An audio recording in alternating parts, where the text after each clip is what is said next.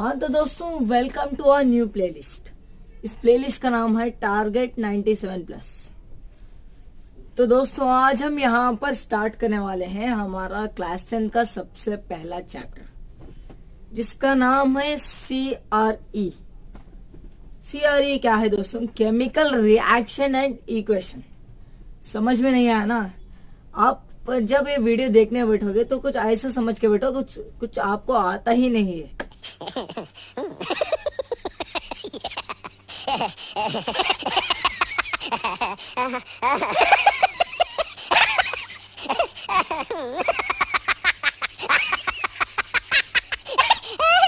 पूरा कवर करने वाले हैं हम आज इस वीडियो में, तो ये देख लेना। ये पहला इंट्रोडक्शन देंगे हम, फिर जाएंगे अपने रिएक्शन की तरफ, फिर देखेंगे इक्वेशन क्या होता है, फिर देखेंगे बैलेंसिंग इक्वेशन। ये जो बैलेंसिंग इक्वेशन है ना, सबसे ज्यादा मार्क्स अगर किसी में आ सकते हैं तो बैलेंसिंग में ही आ सकते हैं। केमिस्ट्री में पीएच वैल्यू, वो जो एसिड बेस एंड सॉल्ट का है, उसे हम अगले वीडियो पर देखेंगे। और ये बैलेंसिंग सबसे इम्पोर्टेंट है दोस्तों, इसको आप समझ लेंगे तो केमिस्ट्री में आप आउट ऑफ आउट आ सकते हैं।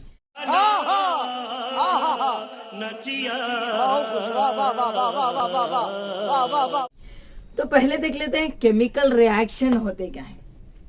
इस चैप्टर में हमें सिर्फ 3 चीजें देखना है। केमिकल रिएक्शन क्या है, केमिकल रिएक्शन क्यों है, केमिकल रिएक्शन कैसे होते हैं। इन तीनों को समझ लेंगे और बैलेंसिंग इक्वेशन समझ लेंगे तो आप इस चैप्टर का हर क्वेश्चन आपको हलवा लगेगा।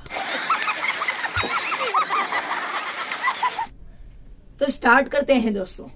पहले देख लेना मैटर तो आप शायद जानते होंगे। हर मैटर एक एटम से बना होता है। एटम में इलेक्ट्रॉन, प्रोटॉन, न्यूट्रॉन होते हैं। और दोस्तों, इलेक्ट्रॉन के चेंजेस से इलेक्ट्रॉन के ट्रांसफर होने पे या फिर शेयर होने पे, दोनों में फर्क है, उसे हम देखेंगे बाद में। इलेक्ट्रॉन का ट्रांसफर होने में और शेयर होने में कुछ हरकत हो रही है इलेक्ट्रॉन को लेकर, तो वहां पर एक चेंज होगा, वो केमिकल चेंज होगा। लेकिन दोस्तों, दुनिया में 3 तरह के चेंजेस होते हैं। एक हो गया फिजिकल चेंज, एक केमिकल चेंज और एक रेडियो एक्टिव चेंज। पहले देख लेते हैं फिजिकल चेंज क्या होता है। The changes in which no new substance is form is known as physical change. जैसे डेफिनेशन से ही आपको पता चल रहा होगा कि यहाँ पर कोई न्यू सब्सटेंस नहीं बनेगा, वही पुराना ही सब्सटेंस होगा, बट चेंज दिखेगा। उसे हम क्या कहेंगे? फिजिकल चेंज कहेंगे बच्चों। तो पहले एग्जाम्पल ले लेते हैं। जैसे ग्लास, ये ग्लास जो आप पानी पीते हो ना, जिसमें कोई तो बियर भी पी लेते हैं, वो बात अलग है। लेकिन ग्लास जब ये टूट जाएगा तो ये ब्रोकन पीस में कन्वर्ट हो जाएगा, यानी छोटे छोटे टुकड़े हो जाएंगे। जब ये छोटे छोटे टुकड़े में कन्वर्ट हो जाएगा ना, तो आप दोनों में फर्क देखना बस इतना है कि ये साइज में एग्जैक्टली था, इस साइज में एग्जैक्टली नहीं है। बस साइज और शेप का चेंजेस है और कुछ भी यहाँ पर चेंजेस नहीं हुए हैं। जैसे इसकी भी मेल्टिंग पॉइंट और बॉइलिंग पॉइंट वही थी और इसकी भी वही रहेगी। मतलब बस इतना ही चेंज हुआ है कि यहाँ पर टूटकर सिर्फ फूट गया है और कुछ भी नहीं चेंज हुआ। उसी को हम कहते हैं फिजिकल चेंज। समझ रहे हो ना? बस यही है।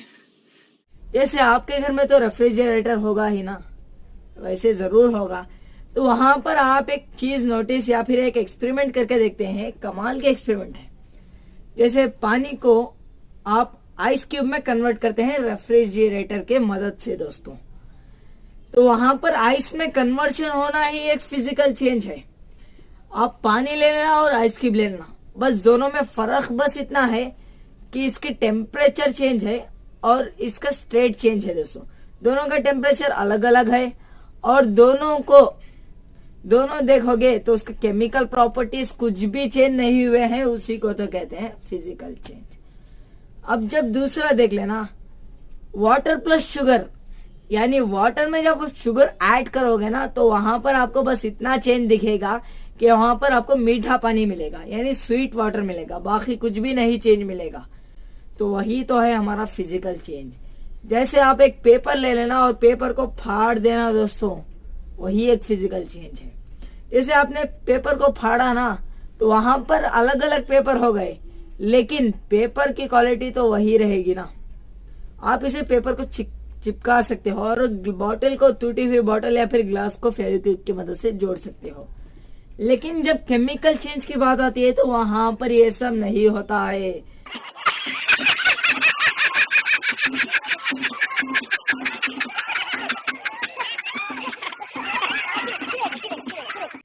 जैसे यहाँ पर इन सारे फिजिकल चेंज को आप देख लोगे ना, तो वहां पर पहली वाली प्रॉपर्टी न्यू सब्सटेंस या फिर दूसरी वाली प्रॉपर्टी से जरूर मिलती है। बस इतना ही फर्क है, बस आपको कुछ थोड़ा सा फर्क दिखेगा। जैसे आपकी मम्मी जब आप चॉप कर रहे होगे ना कुछ वेजिटेबल्स वगैरह, तो वहां पर देख लेना वेजिटेबल पूरा होता है लेकिन चॉप किए गए पीसेस होते हैं, बस इतना ही चेंज है। और फिजिकल चेंज में कोई केमिकल इन्वॉल्व नहीं होता है दोस्तों। जब हम बात करते हैं केमिकल चेंज, एक केमिकल चेंज कुछ ऐसे सब्सटेंस होते हैं जिसमें न्यू सब्सटेंस जरूर हमें मिलता है। The changes in which new substance is formed is known as chemical change. जैसे दोस्तों आप मिल्क तो पीते ही होंगे, मिल्क में प्रोटीन होता है, पिया करो। आप मिल्क में देखोगे ना तो मिल्क से घी बनाया जाता है, मिल्क से घी बनाया जाता है दोस्तों। क्या मिल्क की प्रॉपर्टी घी के प्रॉपर्टी सिमिलर है? नहीं दोस्तों, बिल्कुल भी सिमिलर नहीं। इसकी बॉइलिंग पॉइंट अलग है, इसकी बॉइलिंग पॉइंट अलग है दोस्तों। और ये इतना चिकना होता है ना कि हाथ फिसल ही जाएगा हमारा घी में, लेकिन मिल्क इतना चिकना नहीं होता है दोस्तों। जब कोई दूसरा ले लेते हैं एग्जाम्पल, जैसे इसी मिल्क में पनीर बनाया जाता है, पनीर, तो वहां पर लैक्टिक एसिड का फॉर्मेशन के साथ पनीर बनाया जा रहा है, तो वो ही एक केमिकल चेंज है। जैसे आप देख लो, मिल्क और पनीर के प्रॉपर्टीज एक दूसरे से नहीं मिलते हैं। जैसे लिक्विड था ये सॉलिड है, वो बात अलग है कि चेंज स्टेट हुआ है, लेकिन यहाँ पर केमिकल प्रॉपर्टीज जरूर चेंज हुए हैं। जैसे दूसरा भी लेना, पेपर, जो आपने पेपर फिजिकल चेंज में फाड़ा था ना, वही पेपर को ले लेना, हाफ शीट को ले लेंगे या फिर फुल शीट को ले लेंगे। जब आप बर्न करेंगे पेपर को तो वहां पर आपको ऐश में कन्वर्शन दिखेगा, समझ गए? ऐश, पेपर की प्रॉपर्टीज ऐश से बिल्कुल भी नहीं मिलती, ना इनका कलर मिलता है, ना इनका दूसरे केमिकल प्रॉपर्टीज मिलते हैं। अब जब कोल को जब आप बर्न करोगे ना तो वहां पर आपको ऐश प्लस कार्बन डाइऑक्साइड मिलेगा। क्या कोल कार्बन डाइऑक्साइड से सिमिलर है या फिर कोल ऐश से सिमिलर था? नहीं था।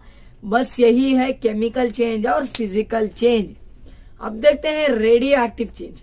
ये रेडियो एक्टिव चेंज को ना करने के लिए पहले तो मैं बता देता हूँ, ये आपके सिलेबस में नहीं है दोस्तों।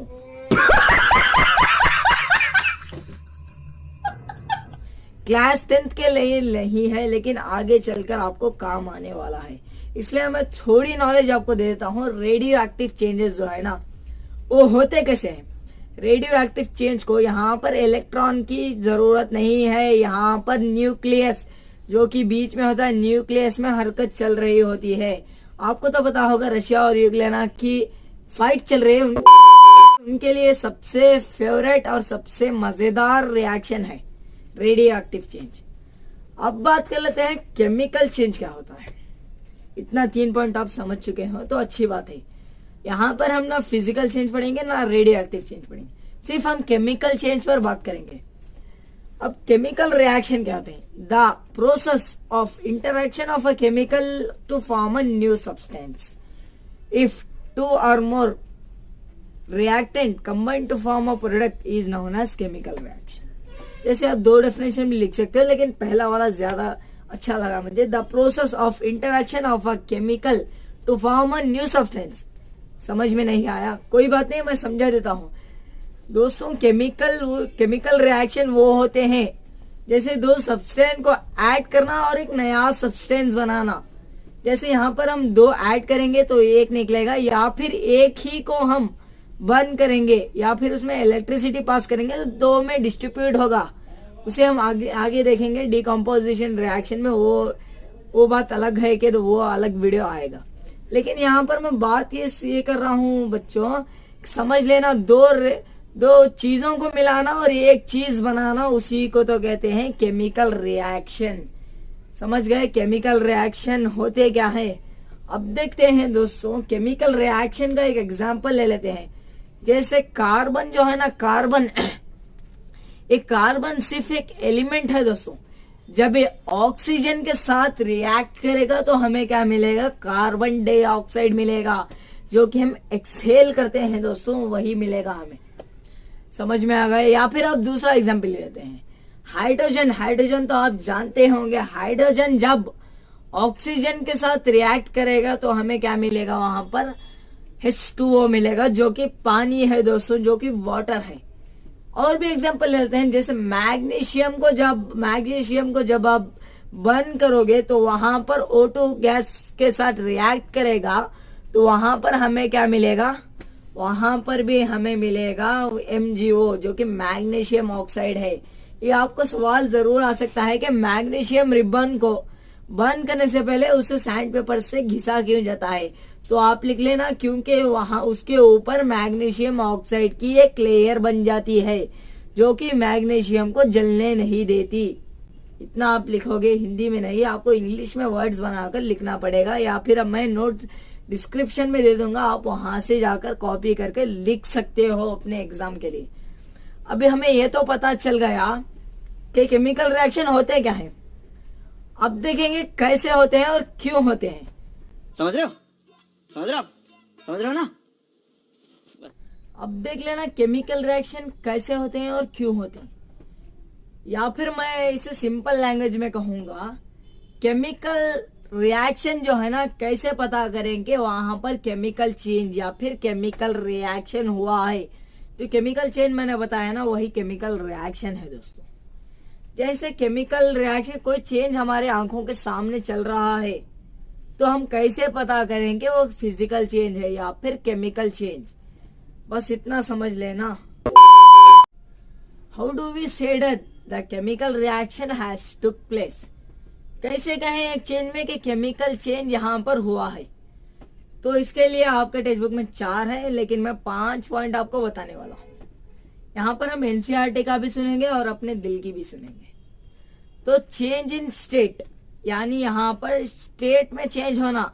जैसे हमने यहाँ पर देखा था, मिल्क टू पनीर बनाया जा रहा है, पनीर सॉलिड है, मिल्क यहाँ पर लिक्विड है, लिक्विड से सॉलिड को जाना ही एक केमिकल रिएक्शन है। अब चेंज इन कलर, पहले मैं ये बताता हूँ, change in state, change in colour, evolution of a gas, change in temperature, formation of precipitation. In 5 point को आप अपने नोट्स में लिख लेना, क्योंकि आपके लिए बहुत जरूरी है। चेंज इन स्टेट तो हमने देख लिया, जैसे मिल्क से पनीर बनाया जा रहा है। अब देखते हैं चेंज इन कलर। कलर में भी चेंज होता है दोस्तों केमिकल रिएक्शन में। केमिकल रिएक्शन में कलर में चेंज होना ही एक, जैसे हमने कोल को बन किया था तो वहां पर ऐश मिल रहा था, जैसे हमने पेपर को बन किया तो वहां पर हमें ऐश मिल रहा था। कि पेपर का कलर ऐसे सिमिलर है? नहीं है, तो केमिकल रिएक्शन है। अब देखते हैं evolution of a gas.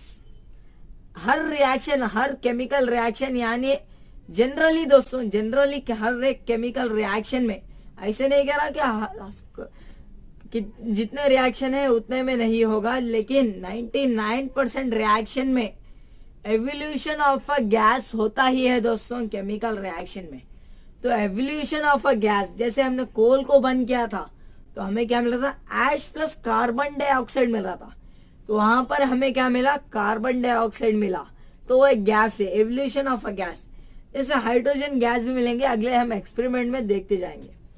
Change in temperature, temperature में चेंजेस होना, ये भी एक केमिकल रिएक्शन की बताया जा सकता है कि ये केमिकल चेंज है।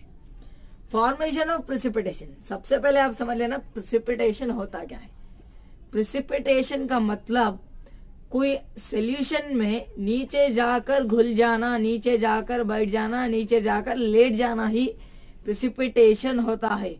जैसे ग्लास में वाटर में मैंने कुछ ऐड किया, सैंड ऐड किया, तो यहाँ पर सैंड प्रेसिपिटेट हो रहा है, यहाँ पर घुल नहीं रहा है। प्रेसिपिटेशन पर अगले रिएक्शन आते रहेंगे, हम उसमें देखते रहेंगे। तो हमने देखा यहाँ पर केमिकल चेंजेस, फिजिकल चेंजेस, इन सारा कुछ हमने देख लिया है। चलिए आगे बढ़ते हैं और देखते हैं एक एक रिएक्शन को। जब हम देखते जाएंगे तो बहुत मजा आने वाला है। उससे पहले मैं बता देता हूँ केमिकल इक्वेशन क्या होते हैं। बैलेंसिंग पर हम लास्ट में डिस्कस करेंगे, लेकिन उससे पहले देखते हैं केमिकल इक्वेशन क्या होता है। A symbolic representation of a chemical reaction by using formulas and symbols.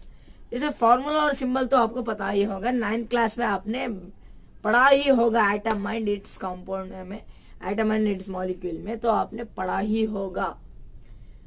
तो आपको फॉर्मूला तो बनाना आता है। फॉर्मूला जो मैं कहूंगा, एग्जांपल ले लेते हैं CO2। यहाँ पर केमिकल इक्वेशन को लिखने का तरीका, जैसे carbon react with oxygen two gives us carbon dioxide.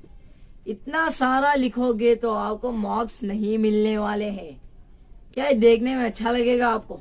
इतना सारा लिखकर आप टाइम वेस्ट करना चाहते हो? तो इसीलिए केमिस्ट्री बड़ी आसान कर देती है आपको केमिकल इक्वेशन बताकर। जैसे हमने मैथ्स में देखा होगा कि 2 + 4 = 6, ऐसा भी हम लिख सकते हैं, लेकिन जब इसे वर्ड्स में लिखेंगे तो ये अच्छा नहीं लगेगा और कोई इसे मार्क्स भी नहीं देने वाला आपको। इसलिए इसे हम शॉर्ट फॉर्म में लिखते हैं, जैसे 2 + 4 = 6। वैसे ही कार्बन का सिंबल है C, प्लस रिएक्ट्स का सिंबल हो जाएगा प्लस। यहाँ पर कोई माइनस नहीं होने वाला है। इस पूरे चैप्टर में कोई केमिस्ट्री में माइनस ही नहीं होता है, बस होता है जो रिएक्ट हो रहा है, मतलब उसमें एडिशन हो रहा है। एडिशन ऑफ ऑक्सीजन भी हम देखेंगे रेडॉक्स रिएक्शन में। तो यहाँ पर कार्बन का सिंबल है C, रिएक्ट किसके साथ कर रहा है? प्लस O2 के साथ कर रहा है। ऑक्सीजन डाइएटॉमिक होता है, सिंगल ऑक्सीजन नहीं होता है। डाइएटॉमिक ऑक्सीजन के साथ, यानी कार्बन रिएक्ट कर रहा है ऑक्सीजन के साथ। क्या दे रहा है हमें product? Carbon reacted oxygen to give us carbon dioxide. Carbon react कर रहा है ऑक्सीजन के साथ, हमें दे रहा है कार्बन डाइऑक्साइड। ऐसे आप लिख सकते हो। समझ में आ गया?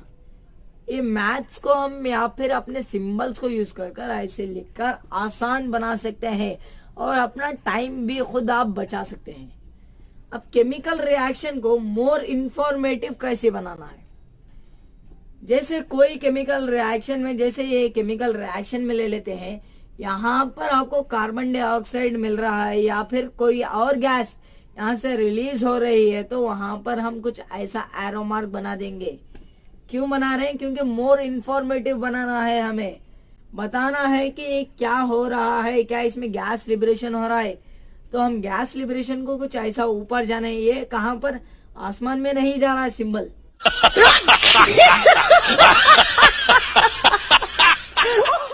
बस बता रहा है कि गैस हवा में जा रही है, गैस उड़ रही है। और इसका ही उल्टा, गैस तो ऊपर जाती है ना, ये सिंबल दिखा दिया। प्रेसिपिटेशन का सिंबल हो जाएगा डाउन साइड। दोस्तों कुछ ऐसा डाउन साइड हो जाएगा। क्यों होगा? क्योंकि प्रेसिपिटेशन नीचे होता है, नीचे जाकर होता है प्रेसिपिटेशन। ये प्रेसिपिटेशन हो जाएगा। और ये ट्रायंगल जो दिख रहा है ना, ट्रायंगल नहीं है दोस्तों, ये हीट है। यानी आप कोई केमिकल रिएक्शन को हीट कर रहे हैं, इस केमिकल रिएक्शन को हीट करे बिना ये केमिकल रिएक्शन नहीं होगा। तो यहाँ पर मैंने कैल्शियम कार्बोनेट को हीट किया तो मुझे क्या मिल रहा है? Calcium oxide plus carbon dioxide मिल रहा है। तो यहाँ पर कार्बन डाइऑक्साइड मिल रहा है, तो हम लिख सकते हैं यहाँ पर गैस लिबरेशन भी हो रहा है। और इस गिफ्ट के एरो मार्क के ऊपर हम लिखेंगे ट्रायंगल, छोटा सा छोड़ा देंगे। और इस एरो मार्क के ऊपर या फिर नीचे हम जितना चाहे उतना लिख सकते हैं। मतलब मैं कह रहा हूँ आप जितना पेज पूरा लिख देंगे नहीं दोस्तों, उतना नहीं।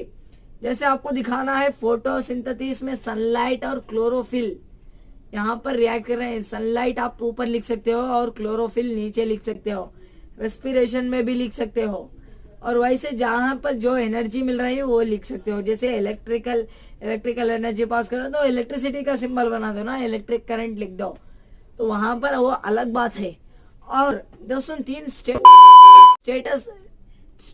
स्टेट्स होते हैं दोस्तों, तो आपको पता ही होंगे। एक होता है सॉलिड, लिक्विड, गैस। ये 3 तो आपको पता थे, लेकिन और एक स्टेट होता है जो कि एक्वस है। स्टेट नहीं है, बस इतना है कि पानी में सॉलेबल है।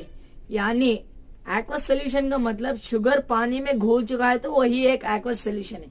यानी शुगर का एक्वस सोल्यूशन हो जाएगा दोस्तों ये स्वीट वाटर। इसे सोडियम हाइड्रोक्साइड, ये भी एक सोडियम हाइड्रोक्साइड, ये भी एक एक्वस सोल्यूशन है। तो आपको ये पता नहीं था तो अच्छी बात है, अगर हम आगे देखते जाएंगे। ये एक्वस सोल्यूशन है, आपको पता होना चाहिए। एक्वस सोल्यूशन जैसे हम कोई मेटल लिख रहे हैं तो वहां पर एस ब्रैकेट में एस लिख लेंगे, और फिर लिक्विड लिख रहे हैं कौन सा, तो कोई भी लिक्विड लिख रहे हैं तो वहां पर हम ब्रैकेट में एल लिख लेंगे। और गैस लिख रहे हैं तो जी लिखकर हमें क्या बना देना है, आसमान में जाता हुआ पतंग बना देना है, जो कि एरो मार्क है। और पानी में घुल चुका है तो हमें एक्वस सोल्यूशन का सिंबल लगा लेना है। तो हमने यहाँ पर देखा कि मोर इन्फॉर्मेटिव इक्वेशन को कैसे बनाना है और इक्वेशन क्या होता है, और हमने देखा कि कैसे हम बता सकते हैं कि केमिकल रिएक्शन हो रहा है। तो हम बैलेंसिंग बाद में सीखेंगे, उससे पहले जो इम्पोर्टेंट 4 रिएक्शन है, और भी 3 रिएक्शन है उसे मैं बाद बताऊंगा। पहले इन 4 reaction, combination reaction, decomposition reaction, displacement reaction, double displacement reaction. आज हम इन चारों रिएक्शन को एक वीडियो में पढ़ने वाले हैं। चलिए स्टार्ट करते हैं। पहले कॉम्बिनेशन रिएक्शन। वैसे मैंने कॉम्बिनेशन रिएक्शन पे एक सेपरेट वीडियो बनाई है, आप शायद नहीं देखे होंगे, वो जाकर देख लेना। दोस्तों कॉम्बिनेशन रिएक्शन बड़ा सिंपल रिएक्शन होता है। जैसे समझ लो मेरे पास सिर्फ एक ही प्रोडक्ट है, मतलब आप एक प्रोडक्ट है और एक रिएक्टेंट है। पहले आप प्रोडक्ट क्या होता है, रिएक्टेंट क्या होता है वो देख लेना। एक एरो मार्क है दोस्तों, एरो मार्क के राइट साइड जो है ना, यानी कि राइट साइड जो है वो रिएक्टेंट है, यानी आर आर, यानी राइट साइड रिएक्टेंट है दोस्तों। और लेफ्ट साइड जो है ना, लेफ्ट साइड वो है प्रोडक्ट दोस्तों, जो कि हमें न्यू सब्सटेंस मिल रहा है, उसे हम प्रोडक्ट कहते हैं। जैसे अब हम कॉम्बिनेशन रिएक्शन में देखते हैं तो वहां पर जो है ना प्रोडक्ट रिएक्टेंट 2 होते हैं दोस्तों, यानी 2 होते हैं या फिर 2 से ज्यादा होते हैं या तो 2 हो सकते हैं या तो 3 हो सकता है, ऐसे कुछ होता है कॉम्बिनेशन रिएक्शन में। जब 2 या 2 और more reactant combine to form a single product is called as combination reaction. Definition में यहाँ पर स्क्रीन पे दे रहा हूँ, आप कॉपी कर लेना अपने नोट्स में। तो जल्दी से स्क्रीनशॉट कर लिया तो आप देखते हैं। जैसे एग्जाम्पल ले लेते हैं हम, जब कार्बन डाइऑक्साइड आप जानते होंगे ना, कार्बन डाइऑक्साइड में देखेंगे तो C यानी कार्बन होता है C प्लस O2 यानी हमारा oxygen. Carbon plus oxygen react करके हमें क्या मिल रहा है, आखिरी प्रोडक्ट वो है कार्बन डाइऑक्साइड दोस्तों। यानी यहाँ पर 2 रिएक्टेंट थे, सिर्फ एक प्रोडक्ट मिल रहा है, तो ये क्या हो जाएगा, कॉम्बिनेशन रिएक्शन हो जाएगा। जैसे दूसरा लेते हैं, जैसे वाटर को ले लेते हैं, H2 यानी हाइड्रोजन के 2 एटम और ऑक्सीजन, हाइड्रोजन और ऑक्सीजन मिलके हमें क्या मिल रहा है दोस्तों, वो मिल रहा है हमें वाटर दोस्तों, यानी H2O। यहाँ पर 2 रिएक्टेंट है, सिंगल प्रोडक्ट मिल रहा है, तो उसी को हम कहेंगे कॉम्बिनेशन रिएक्शन। तो अब देखते हैं मजेदार रिएक्शन जिसका नाम है डीकम्पोजिशन रिएक्शन। दोस्तों डीकम्पोजिशन रिएक्शन एकदम कॉम्बिनेशन का पूरा उल्टा है दोस्तों, यानी आप ऑपोजिट समझ सकते हैं इसको। तो जैसे मैं आपको एग्जांपल दिया था मैंने कार्बन डाइऑक्साइड का, यहाँ पर 2 रिएक्टेंट थे लेकिन यहाँ पर दोस्तों डीकम्पोजिशन रिएक्शन में सिर्फ सिंगल रिएक्टेंट होता है, यानी कि सिंगल रिएक्टेंट हमें क्या देगा, 2 से ज्यादा प्रोडक्ट देगा। यानी सिंगल रिएक्टेंट 2 से ज्यादा प्रोडक्ट दे रहा है तो डीकम्पोजिशन रिएक्शन हो जाएगा। जैसे एग्जांपल लेते हैं, नहीं उससे पहले डेफिनेशन लेते हैं, क्योंकि एग्जाम आपके बहुत करीब होंगे। पहले डेफिनेशन लिख लेना। डेफिनेशन ले लिया, a single reactant decompose to form a 2 और more product is called as a decomposition reaction. 1 marks का आंसर है दोस्तों, या फिर आप ज्यादा मार्क्स के लिए पूछा है तो आप काफी लंबा लिख सकते हो या एग्जाम्पल के साथ लिख सकते हो। जैसे एग्जाम्पल ले लेते हैं NaCl, जो कि टाटा साल्ट आप जानते होंगे। ये टाटा साल्ट क्या करेगा, NaCl ये डिकम्पोज होगा और Na अलग हो जाएगा और Cl अलग हो जाएगा दोस्तों, यानी 2 डिफरेंट हो जाएंगे, 2 डिफरेंट एलिमेंट अपने अपने शक्ल में आ जाएंगे। जैसे सोडियम क्लोराइड बन रहा है, क्या यहाँ पर Na बन रहा है प्लस Cl बन रहा है, यानी 2 रिएक्टेंट हमें यहाँ पर बन रहे हैं, तो इसको हम कहते हैं डीकम्पोजिशन रिएक्शन। चलिए और एक एग्जाम्पल ले लेते हैं। कैल्शियम कार्बोनेट CaCO3, जब हम इसको हीट करेंगे, यानी यहाँ पर हमें खुद एनर्जी डालनी पड़ रही है, तो एनर्जी डालने वाले को हम कहते हैं एंडोथर्मिक रिएक्शन। आप ये पॉइंट अपने नोट्स में लिख लेना, decomposition reactions are endothermic reaction, क्योंकि हमें यहाँ पर खुद एनर्जी डालनी पड़ रही है, कोई एनर्जी के बिना यहाँ पर रिएक्शन नहीं होगी। जैसे अब हम हीट करें, यानी हम इसको हीट एनर्जी देते हैं, यानी कैल्शियम कार्बोनेट को जब हम हीट एनर्जी देंगे तो वहां पर क्या होगा, calcium oxide plus carbon dioxide बन जाएगा, यानी CaCO3 gives CaO plus CO2, यानी समझ गए होंगे यहाँ पर एक रिएक्टेंट था, दो या फिर दो से ज्यादा भी मिल सकते हैं हमें डिकम्पोज होके। तो यहाँ पर मैं डिकम्पोजिशन को, यहाँ पर डिस्प्लेसमेंट को जाने से पहले आपको 3 पॉइंट मतलब 3 रिएक्शन और भी बता देता हूँ, जैसे इलेक्ट्रोलाइसिस, फोटोलाइसिस और थर्मल लाइसिस।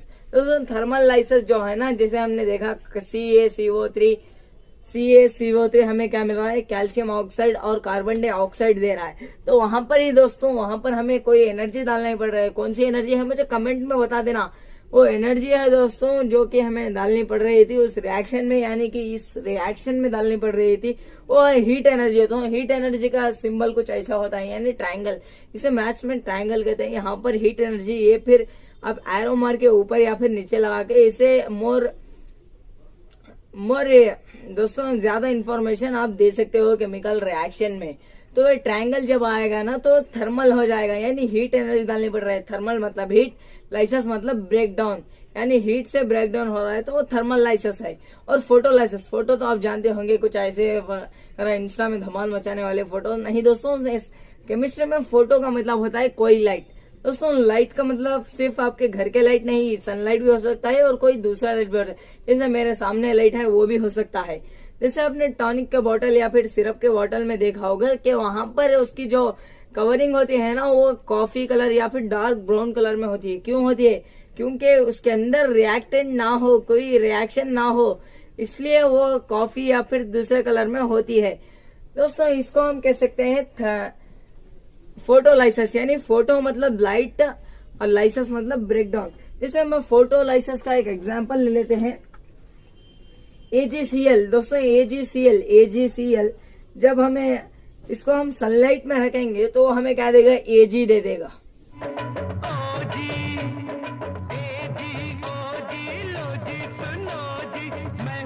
गए दोस्तों, Ag दे देगा प्लस Cl अलग हो जाएगा। यहाँ पर देख लेना आप, सारे एग्जाम्पल में, यहाँ डिकम्पोजिशन के सारे एग्जाम्पल में सिर्फ आपको एक ही रिएक्टेंट दिखेगा, क्योंकि हम डिकम्पोजिशन रिएक्शन के तीन रिएक्शन को पढ़ रहे हैं दोस्तों। लाइसिस, फोटो मतलब लाइट, लाइसिस मतलब ब्रेकडाउन, अभी मैंने बताया आपको। AgCl को जब हम सनलाइट में हीट करेंगे, यानी सनलाइट, लाइट एनर्जी दोस्तों, हीट एनर्जी नहीं, लाइट एनर्जी जब इस पर पड़ेगी तो Ag अलग हो जाएगा और Cl अलग होगा, यानी Ag प्लस Cl हो जाएगा। जब हम बात करते हैं इलेक्ट्रोलाइसिस, दोस्तों क्या मैं आपको पानी देकर बताऊं कि आप इसमें से हाइड्रोजन अलग कर दो, ऑक्सीजन अलग कर दो, क्या आप कर सकोगे? जी नहीं दोस्तों, आप नहीं कर सकोगे, लेकिन साइंटिस्ट के लिए काफी इजी होता है। तो कैसे करते हैं? इलेक्ट्रोलाइसिस को ही करते हैं दोस्तों। यहाँ पर पानी में करंट पास करते हैं जिससे हाइड्रोजन अलग हो जाए और ऑक्सीजन अलग हो जाए, यानी H2O gives H2 plus O2। दोस्तों यहाँ पर हाइड्रोजन अलग कर रहे हैं, ऑक्सीजन अलग कर रहे हैं। ये आपके डायग्राम टेक्स्ट बुक में दिया होगा, आप जाकर वहां पर ये सीख लेना, डायग्राम एग्जाम में जरूरी है दोस्तों। अब देखते हैं डिस्प्लेसमेंट रिएक्शन। डिस्प्लेसमेंट रिएक्शन बड़ा सिंपल रिएक्शन है दोस्तों। डिस्प्लेस मतलब किसी और चीज को भगा देना, यानी अपने घर से भगा देना। तो यहाँ पर देख लेना, डिस्प्लेसमेंट में काफी सिंपल है दोस्तों। डिस्प्लेसमेंट का रिएक्शन या फिर आप डेफिनेशन यहाँ पर लिख सकते हो, जल्दी से लिख लेना। अब देखना दोस्तों, जैसे एग्जाम्पल ले लेते हैं, पहले समझने से पहले एग्जाम्पल। कोई लेस रिएक्टिव होता है, कोई मोर रिएक्टिव होता है, कोई लेस एनर्जेटिक होता है, कोई मोर एनर्जेटिक होता है। जो लेस रिएक्टिव है ना, उसे हाई रिएक्टिव वाला खोपस के मार देगा दोस्तों, यानी लात से मार देगा। ऐसा ही कुछ होता है इस डिस्प्लेसमेंट रिएक्शन में। डिस्प्लेस करना मतलब उसे भगा देना दोस्तों, उसे भगा देना ही डिस्प्लेस होता है। जैसे मैंने एग्जांपल लिया यहाँ पर जिंक प्लस कॉपर सल्फेट। अब शायद जानते होंगे जिंक प्लस कॉपर सल्फेट हमें क्या था, zinc sulphate plus copper.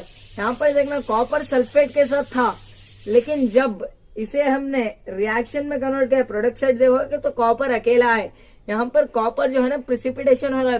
Precipitation को हम एरो मार्क देते हैं, जैसे कुछ ऐसा, यानी ये नीचे जा रहे हैं, मतलब कुछ नीचे जाकर ऐसा कुछ प्रिसिपिटेट हो रहा है, तो हमें उसे नीचे का एक्शन। यहाँ प्रिसिपिटेशन पे मैं कोई और वीडियो बना दूंगा जिससे आपको हेल्प हो, प्रिसिपिटेशन क्या होता है। यहाँ पर देख लेना, जिंक जो अकेला था कॉपर सल्फेट के साथ मिला हुआ था। जब प्रोडक्ट साइड में देखेंगे तो जिंक सल्फेट के साथ है और कॉपर अकेला है, और प्रिसिपिटेशन कॉपर प्रिसिपिटेशन होके नीचे चला गया है, इसे हम कहते हैं डिस्प्लेसमेंट रिएक्शन।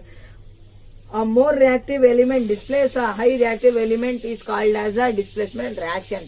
अब इसी का प्लूरल फॉर्म, जैसे डिस्प्लेसमेंट रिएक्शन का प्लूरल फॉर्म देख लेते हैं तो वह डबल डिस्प्लेसमेंट रिएक्शन। यहाँ पर सिर्फ एक डिस्प्लेसमेंट हो रहा था, उसे डिस्प्लेसमेंट रिएक्शन कह रहे थे। अब यहाँ पर डबल डिस्प्लेसमेंट रिएक्शन हो रहा है, उसको क्या कहते हैं दोस्तों, displace mutual exchange of ion take place. यहाँ पर जो है ना आयन्स का एक्सचेंज हो रहा है, तो यहाँ पर ऐसे कुछ होता है दोस्तों डबल डिस्प्लेसमेंट रिएक्शन में। जैसे मैंने एग्जांपल ले लेते हैं एडी, यानी ए सिर्फ एक कंपाउंड है plus BC, AD plus BC gives us AC plus BD। यहाँ पर देखना है A D के साथ था, B C के साथ था। यहाँ पर जब हम प्रोडक्ट साइड में देखेंगे तो A C के साथ है और B D के साथ है। जैसे आप समझ लेना दो फ्रेंड्स है और दो फ्रेंड्स है, यानी 4 फ्रेंड, ये इसके साथ चले जाएगा, ये इसके साथ चलेगा, कुछ ऐसा हो जाएगा यहाँ पर। जैसे हम ले लेते हैं न्यूट्रलाइजेशन प्रोसेस का ही एग्जाम्पल ले लेते हैं, न्यूट्रलाइजेशन रिएक्शन का ही एग्जाम्पल देखते हैं। NaOH जो कि एक बेस है, इसमें हम HCl यानी हाइड्रोक्लोरिक एसिड ऐड करेंगे तो हमें क्या मिलेगा, वहां पर NaCl प्लस H2O। दोस्तों यहाँ पर देख लेना, Na हाइड्रोक्साइड के साथ मिला हुआ था, जब हम यहाँ पर देखेंगे तो ये Cl के साथ मिला हुआ है, यानी सोडियम क्लोराइड बन चुका है। और H जो है ना, यहाँ का H और यहाँ का H कट के हमें H2O मिल जाएगा, जो कि O हाइड्रोक्साइड का था, वो O यहाँ पर आ जाएगा, H2O बन जाएगा, जिसे हम कहते हैं वाटर। दोस्तों वाटर बन जाएगा। तो हम दूसरे एग्जांपल में आप काफी सारे लिख सकते हो, जैसे ये लिख लेना और बाकी कुछ। आपको मजा आ रहा है वीडियो देखने में, तो आपको एक खुशखबरी बता देता हूँ कि अब आपका लेसन एंड होने वाला है। कैसे एंड होगा वो मैं इस वीडियो के बाद देख लेना, वीडियो के बाद एंड हो ही जाएगा। जैसे 3 तरह के रिएक्शन और भी आते हैं। आपके माइंड में एक सवाल आ रहा होगा, सर हम इतनी देर से रिएक्शन पढ़ते ही जा रहे हैं, ये रिएक्शन एंड क्यों नहीं हो रहे। देखो बच्चों, एक रिएक्शन में कई सारे रिएक्शन छुपे होते हैं। जैसे एक रिएक्शन हो रहा है तो वहां पर एक रिएक्शन नहीं हो रहा है, कई सारे होते हैं। जैसे कोई एक चेंज हो रहा है तो वहां पर कई सारे चेंजेस हो रहे हैं। जैसे आप स्विच दबाकर फैन को ऑन करेंगे तो वहां पर पहला तो चेंज होगा, इलेक्ट्रिसिटी पास होगा, और दूसरा चेंज होगा कि हमें हवा मिलेगी, तीसरा चेंज होगा कि स्विच ऑन होगा, और चौथा चेंज होगा कि फैन का टेम्परेचर चेंज हो जाएगा, फैन का टेम्परेचर हीट होने वाला है। तो आप ऐसे ही पता कर सकते हो कि ये चेंजेस में कितने रिएक्शन हो रहे हैं। अब देखते हैं हमारे 3 रिएक्शन को, जिसका नाम है एंडोथर्मिक रिएक्शन, एक्सोथर्मिक रिएक्शन और रेडॉक्स रिएक्शन। हालांकि ये 4 रिएक्शन है, लेकिन मैं 3 रिएक्शन का इन्हें नाम देने वाला हूँ। क्यों देंगे आगे देखेंगे, हाँ आगे आपको पता चल जाएगा। एंडोथर्मिक और रिएक्शन एक्सोथर्मिक रिएक्शन दोनों एक दूसरे के ऑपोजिट है। एंडोथर्मिक रिएक्शन में हमें खुद एनर्जी डालनी पड़ रही है, तब जाकर रिएक्शन होता है। समझ में आ गया। एंडोथर्मिक रिएक्शन में हमें खुद, एंडो मतलब अंदर, एक्सो मतलब बाहर, खुद एनर्जी बाहर आना। एंडोथर्मिक मतलब एनर्जी हमें खुद डालना। जैसे कैल्शियम कार्बोनेट को जब हमने हीट किया था तो calcium oxide plus carbon dioxide मिल रहा था, वो हो गया हमारा, ये हो गया दोस्तों जो कि है एंडोथर्मिक रिएक्शन। हमें यहाँ पर हीट एनर्जी सप्लाई करनी पड़ रही थी।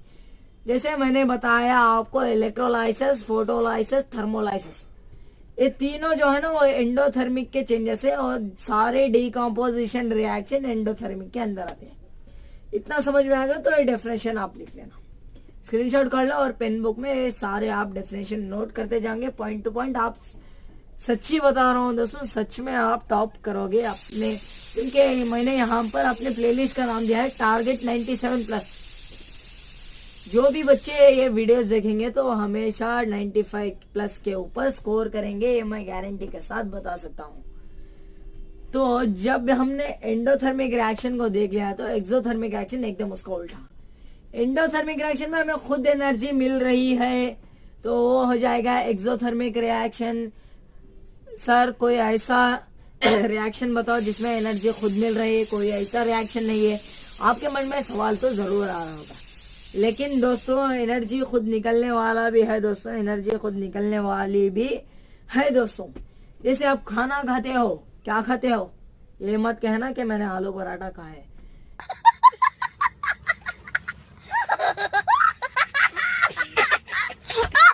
ये मत कहना दोस्तों, जो भी खाया है ना वो C6H12 और O6 है, जो कि एक ग्लूकोज है।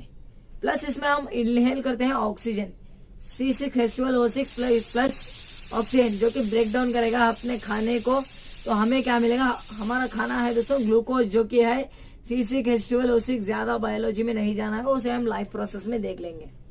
C6H12O6 को जब हम ऑक्सीजन के साथ रिएक्ट करेंगे तो वहां पर हमें क्या मिलेगा, एक तो मिलेगा हमें कार्बन डाइऑक्साइड, और दूसरा मिलेगा हमें वहां पर वाटर जो कि H2O है, और तीसरा मिलेगा दोस्तों एनर्जी मिलेगी। आप सोच रहे होंगे कि बाहुबली इतना ताकतवर क्यों है, और आप ये भी सोच रहे हैं कि मेरे अंदर ताकत कैसे आ रही है। अब जब मैं वीडियो बना रहा हूं तो मेरी एनर्जी खर्च हो रही है, तो एनर्जी कहाँ से आ रही है, यही से तो आ रही है, कार्बन ऑक्सीजन और खाने से तो हमें एनर्जी मिल रही है। तो वो एक्सोथर्मिक रिएक्शन है, क्योंकि हमें एनर्जी यहाँ पर खुद ब खुद मिल रही है। एक्सोथर्मिक रिएक्शन इसी को कहते हैं, एक्सोथर्मिक रिएक्शन। एक एग्जाम्पल लिख लेना और दूसरा भी एग्जाम्पल आप यहाँ पर लिख सकते हो। अब आ जाते हैं सबसे मजे की बात, जो है रेडॉक्स रिएक्शन। ये रेडॉक्स कुछ नाम अजीब नहीं लग रहा, चलिए इसको डिस्ट्रीब्यूट कर लेते हैं, रेड अलग कर लेते हैं, ऑक्स अलग करते हैं। रेड से मतलब है रिडक्शन दोस्तों, रेड का फुल फॉर्म है रिडक्शन, जो कि मैं कलर की बात नहीं कर रहा यहाँ पर।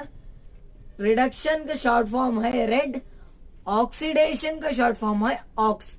ये दोनों रिएक्शन को मिलाकर एक नाम दे रहा है, जो कि रेडॉक्स रिएक्शन है। इतनी बात तो आप समझ में आ गई होगी, रिडक्शन है ऑक्सीडेशन रिएक्शन। ऑक्सीडेशन रिएक्शन और रिडक्शन रिएक्शन दोनों रिएक्शन एक ही साथ होते हैं, ये दोनों अलग अलग नहीं हो रहे हैं। अगर ऑक्सीडेशन होगा तो वहां पर रिडक्शन भी होगा, अगर रिडक्शन होगा तो वहां पर ऑक्सीडेशन भी होगा। चलिए देख लेते हैं पहले ऑक्सीडेशन। यहाँ पर दो केसेस है दोस्तों, केसेस मतलब FIR केसेस नहीं, पुलिस के केसेस नहीं, कुछ ऐसे केसेस हैं, यानी दो स्टेप तो आप कह सकते हो। पहला केस ये है, ऑक्सीडेशन का पहला case, adding of oxygen is called oxidation. Adding of oxygen is called oxidation. और यहाँ पर रिडक्शन में adding of hydrogen, I repeat that, adding of hydrogen is called as reduction. यहाँ पर देख लेना, दोनों चीजें हम ऐड कर रहे हैं। यहाँ पर ऑक्सीजन ऐड कर रहे हैं तो ऑक्सीडेशन हो जाएगा, यहाँ पर हाइड्रोजन ऐड कर रहे हैं तो रिडक्शन हो जाएगा। बस क्या इतने से काम चलेगा? नहीं दोस्तों, एकदम उसका उल्टा लेते हैं। दूसरा केस हमारा, रिमूवल ऑफ हाइड्रोजन। ऑक्सीडेशन में removal of hydrogen is known as oxidation. यहाँ पर इसका उल्टा, adding of removal of oxygen is known as reduction. ये दोनों केसेस आप एक जगह लिख लेंगे तो आपको माइंड में सेट हो जाएगा। Adding of oxygen is known as oxidation, removal of hydrogen is known as oxidation. Adding of hydrogen और removal of oxygen is known as reduction. इतना बात आपको समझ में आ गई, तो यही है रेडॉक्स रिएक्शन। यहाँ पर देख लेना, यहाँ पर क्रॉस मल्टीप्लाई करेंगे तो एकदम इसका उल्टा हो रहा है। यहाँ पर ऐड हो रहा है तो यहाँ पर निकल रहा है, यहाँ पर निकल रहा है तो यहाँ पर ऐड हो रहा है। यानी निकलना, यहाँ पर ऐड होना, सेपरेट होना, दोनों ही एक साथ ही होते हैं, तो इसलिए कहते हैं रेडॉक्स रिएक्शन। चलिए इसका एक एग्जाम्पल भी ले लेते हैं। जिंक प्लस कॉपर सल्फेट हमें क्या दे रहा है? Copper, zinc sulphate plus copper. यहाँ पर सल्फेट में ऑक्सीजन है दोस्तों।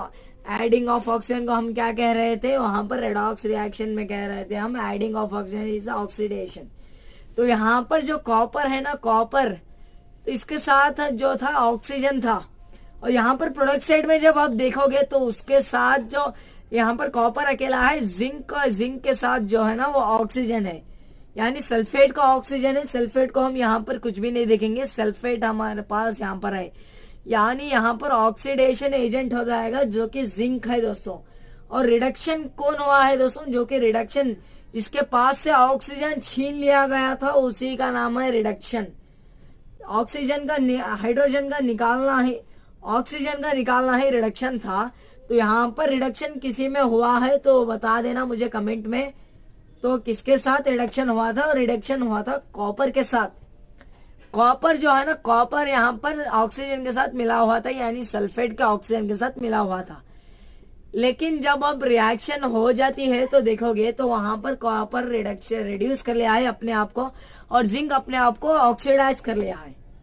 बस यही है रेडॉक्स रिएक्शन।